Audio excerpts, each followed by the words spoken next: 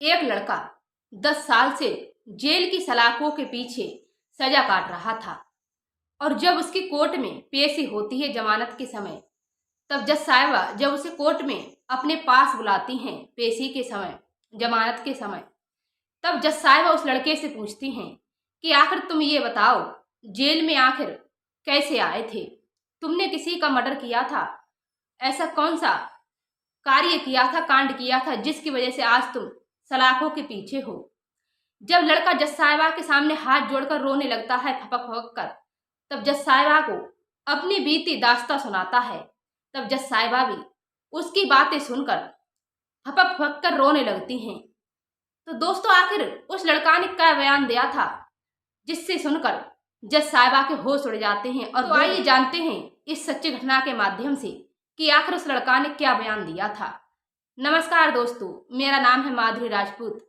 मेरे एक नए एपिसोड में आप सभी दर्शकों का एक बार फिर से स्वागत है।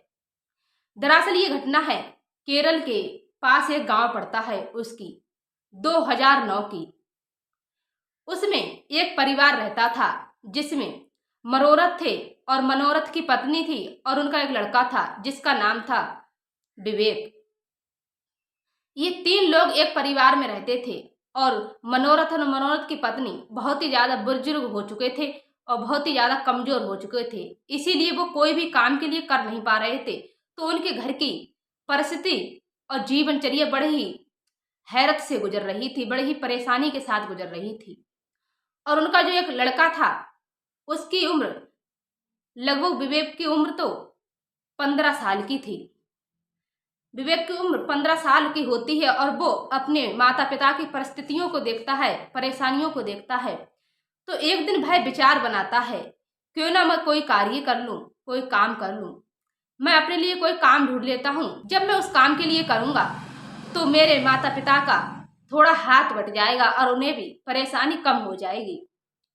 विवेक अपने माता पिता से ये बात कहकर जाता है कि मैं अपने लिए पापा मम्मी काम ढूंढने के लिए जा रहा हूँ। फिर वो अपने गांव से थोड़ी दूर पर एक कस्बा होता है, वहां पर काम देखने के लिए जाता है। तो उसे हलवाई की दुकान पर काम मिल जाता है और वह जब काम मिल जाता है तो वो अपने घर आकर अपने मम्मी पापा के लिए बताता है कि पापा हमें काम मिल गया है। तो उसके माता पिता बहुत ही ज्यादा खुश हो जाते हैं और विवेक 15 साल की उम्र में ही काम करने लग जाता है। फिर वो रोजाना साइकिल से उसी कस्बे में उसी दुकान पर, हलवाई की दुकान पर काम करने जाया करता था और वो अपने घर पर अकेला था। तो उसके माता पिता की जिम्मेदारी भी पूरी विवेक पर ही थी। विवेक ही अपने माता पिता को नहलाता था, उनके कपड़े धोता था और उनको खाना बनाकर खिलाता था। पूरा ध्यान विवेक ही रखता था। तब विवेक जब ड्यूटी करने जाता था तो सुबह को जल्दी उठकर अपना सारा घर का कार्य करता था, खाना पीना बनाता था और माता पिता को नहला धोवाकर, कपड़े धोकर, उन्हें भोजन खिलाकर और अपने स्वयं खाकर और अपना टिफिन लेकर दुकान पर चला जाया करता था। विवेक का ये काम रोजाना का बन गया और विवेक जब अपने हलवाई की दुकान पर ईमानदारी से काम करने लगा तो हलवाई ने खुश होकर उसकी तरक्की देखकर उसकी सैलरी 10,000 महीने कर दी। उस पर खुश होकर उसकी सैलरी 10,000 रुपए महीना कर दी थी, उसकी सैलरी भी बढ़ा दी थी। जब उसकी विवेक की सैलरी बढ़ जाती है तो विवेक और भी ज्यादा खुश हो जाता है और अपने घर आकर बड़े ही अच्छे से माता पिता को बताता है, बड़े अच्छे से खाना पीना खाकर माता पिता के साथ उनकी सेवा कर कर अपना जीवन बिता रहा था। जब रोजाना विवेक उसी हलवाई की दुकान पर साइकिल से अप डाउन करता था, सुबह को जाता था, शाम को अपने घर आया करता था और अपने माता की सेवा और अपने माता पिता की सेवा बड़े ही लगन से करता था। उन्हें रोजाना का नहाना धुलाना, कपड़े धोना, खाना बनाकर खिलाना, ये सारे कार्य करने के बावजूद भी विवेक रोजाना टाइम से दुकान पर जाता था। एक दिन जो उसके गांव का व्यक्ति होता है, सेठ, जिसका नाम धनपाल होता है, वो विवेक के लिए रास्ते में रोक लेता है। लगता है तुम ऐसा करो, क्यों ना तुम मेरे घर पर काम करो। तब विवेक कहता है, मैं तुम्हारे घर काम तो कर लेता और मुझे कोई ऐतराज भी नहीं है तुम्हारे घर काम करने में, लेकिन मैं जहाँ काम करने जाता हूँ दुकान पर, वहाँ मेरा हमेशा का काम है, रोजाना का काम है। तो मेरा काम करना वहां सही रहेगा। फिर धनपाल को विवेक मना कर देता है काम के लिए, तो धनपाल उससे बहुत ही ज्यादा नफरत करने लग जाता है, नफरत मानने लग जाता है। अब विवेक धीरे धीरे जब अच्छा काम करता रहा और उसे जब सैलरी महीने में मिलती थी तो उसने पैसे एकत्र करके अपना घर भी बनवा लिया और उसने एक बाइक खरीद ली थी, जिससे वह बाइक से ही दुकान पर आने जाने लगा। अब धनपाल विचार करता है, सोचता है अब ये तो हमारी बराबरी कर चुका है, अब इसके सामने हमारी इज्जत कौन करेगा, अब हम तो इससे छोटे पड़ जाएंगे, इसका कुछ सोचना पड़ेगा, इसे भी किसी बात को लेकर ठिकाने लगाना पड़ेगा। फिर धनपाल विवेक को नीचा दिखाने के लिए साजिश रचता है, क्योंकि वो सोचता है अब विवेक तो पैसा वाला बनते जा रहा है तो गांव में इसकी ही इज्जत सब लोग करेंगे, मेरी कोई इज्जत नहीं करेगा। इसी बात को लेकर धनपाल विवेक के खिलाफ साजिश रचता है। और एक दिन की बात थी, 9 नवंबर 2009 की शाम की बात थी। विवेक अपने दुकान से लौटकर घर के लिए बाइक से आ रहा था। तब धनपाल ने जो साजिश रची थी, धनपाल ने अपने गुंडों से पैसे देकर के, जिससे धनपाल की दुश्मनी थी, उसे मरवा दिया और रोड के किनारे डलवा दिया, उसी रास्ते पर डलवा दिया जिस रास्ते से विवेक रोजाना दुकान से आता जाता था। फिर विवेक शाम के लिए लौट रहा था तो उसी रास्ते पर धनपाल ने अपने दुश्मन को मरवा के डलवा दिया अपने गुंडों से और उसके पास एक थैला फेंकवा दिया जिसमें एक तमंचा रखवा दिया और अनंत तरीके के उसमें औजार रखवा दिए। जब विवेक दुकान से लौट करके आ रहा था तब वह रास्ते में देखता है कि रोड के किनारे पर एक व्यक्ति पड़ा है। जब वह बाइक रोकता है तब वो उस व्यक्ति के पास जाता है, क्योंकि दोस्तों विवेक जो था वो बहुत ही नेक दिल का था, उससे किसी की परेशानी देखी नहीं जाती थी। इसीलिए उसने अपनी बाइक रोकी और बाइक से उतरकर उसी व्यक्ति के पास जाता है जो रोड के किनारे पड़ा था, जिसे धनपाल ने मरवा के फेंकवा दिया था। फिर वो देखता है कि ये व्यक्ति तो मर चुका है। फिर उसे एक थैला दिखाई देता है। वो सोचता है कि क्यों ना मैं इस थैले को देखूं, इसमें हो सकता है इसका कोई एड्रेस हो, कोई फोन नंबर हो या किसी गांव वाले का किसी का कोई इसमें वो हो, तो मैं देखकर इसके घर खबर भिजवा दूंगा, खबर कर दूंगा कि आपका व्यक्ति ऐसे ऐसे यहाँ पड़ा हुआ है। जब विवेक थैले के लिए उठाता है तो उसमें देखता है कि इसमें तमंचा है और विवेक अपने हाथ में वही तमंचा लेकर देख रहा होता है। तब तक जो धनपाल के लोग गुंडे लगे हुए थे, बदमाश लगे हुए थे, वो आ जाते हैं और वो देखते हैं कि ओहो बेटे शाबाश, तुमने इस व्यक्ति का मर्डर कर दिया, इसका कत्ल कर दिया। जब वो विवेक के लिए उसके बदमाश अपनी बातों में उलझाते हैं तब तक धनपाल भी वहां मौजूद आ जाता है और कहता है मैंने तुम्हें बेटा समझाया था, तुमसे मना किया था कि तुम इतनी दूर काम करने मत जाया करो, मेरे घर पर काम करो, लेकिन तुमने मुझे मना कर दिया और आज देखो तुमने इसका कत्ल कर दिया। तभी तो तुम अपने घर में इतने पैसों में बढ़ते जा रहे हो। तुमने आज चंद पैसों के लिए इस व्यक्ति का मर्डर कर दिया। पुलिस को तुरंत कॉल करके बुला लेता है और उसी समय विवेक के लिए गिरफ्तार करवा देता है और कहता है पुलिस वालों से, देखो साहब, इसने इस व्यक्ति का मर्डर कर दिया।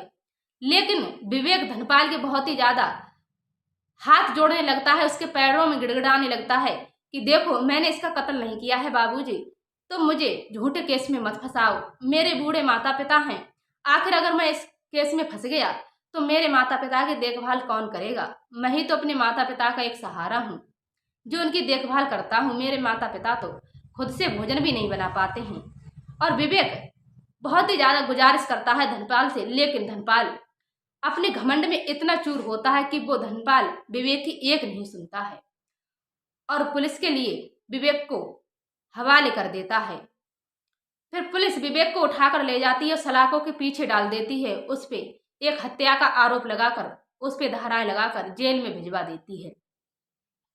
अब इधर जब विवेक की खबर उसके माता पिता को मिलती है कि तुम्हारा बेटा ऐसे ऐसे मर्डर के केस में जेल में चला गया है, उसे पुलिस उठाकर धाराएं लगाकर जेल में भिजवा दिया है, जेल सलाखों के पीछे डलवा दिया है।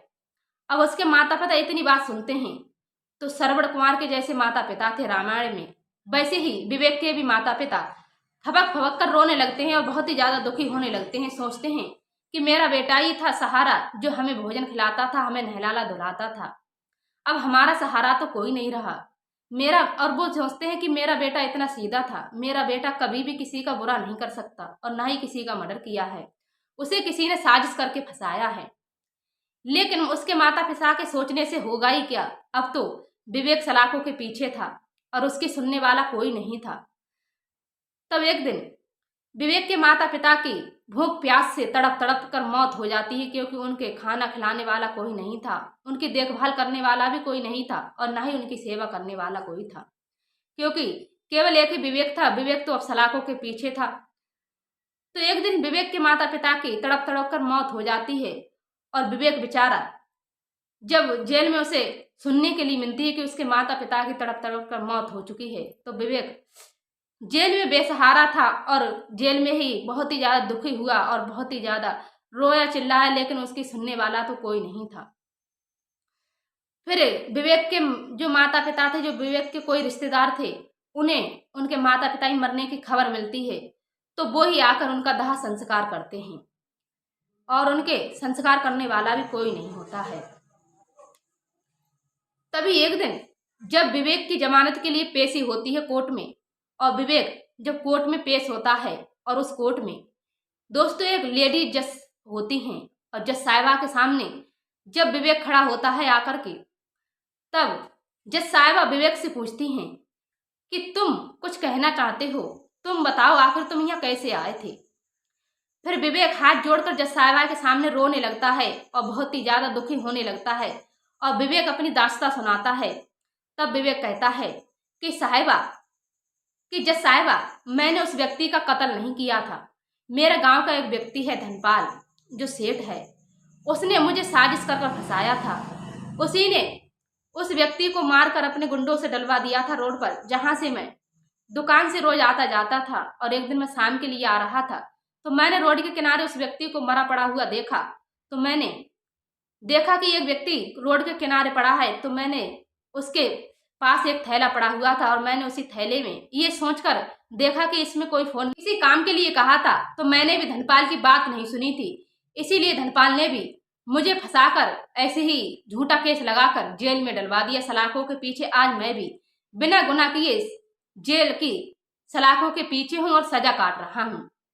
साहिबा जब विवेक की बातें सुनती हैं तो वो भी फपक फपक कर रोने लगती हैं, और वहां जो स्टाफ होता है, जो कार्यकर्ता होते हैं, पुलिसकर्मी होते हैं, बिल्कुल विवेक की बातें सुनकर दंग रह जाते हैं, हैरत में पड़ जाते हैं और मौन हो जाते हैं। और वहां के सारे कार्यकर्ता और जज साहिबा फपक फपक कर सभी रोने लगते हैं।